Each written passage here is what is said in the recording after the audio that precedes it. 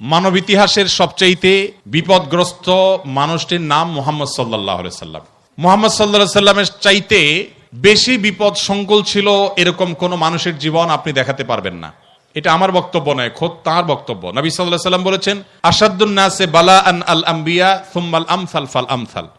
সবচেয়ে বেশি বিপদগ্রস্ত ছিলেন, সবচেয়ে বেশি কষ্টে জর্জরিত ছিলেন নবী রাসূলগণ।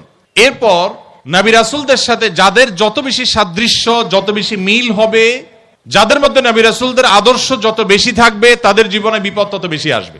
অনেক মুসলিম বন্ধুরা প্রশ্ন করেন, ইসলাম যদি সত্য ধর্ম হয়, আল্লাহর অস্তিত্ব যদি সঠিক সত্য হয়, নাউজুবিল্লাহ, এরকম প্রশ্ন অনেক মুসলমানের সন্তান করেন, তাহলে মুসলমানরা কেন গোটা পৃথিবীতে মার খাচ্ছে?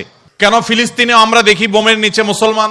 কেন কাশ্মীরেও আমরা দেখি নির্যাতনের নিচে মুসলমান? কেন সিরিয়াতেও আমরা দেখি নির্যাতিতে মুসলমান? কেন ইরাকে আমরা দেখি মার খাচ্ছে মুসলমান?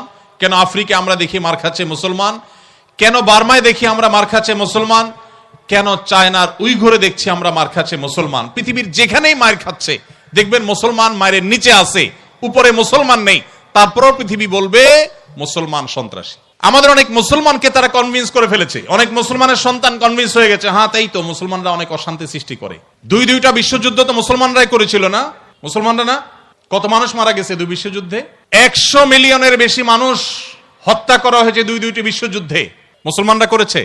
মুহাম্মদ সাল্লাল্লাহু আলাইহি সাল্লাম তার আদর্শকে পৃথিবীতে প্রতিষ্ঠিত করতে গিয়ে 27টি যুদ্ধে তাকে সশরীরে অংশগ্রহণ করতে হয়েছে। 27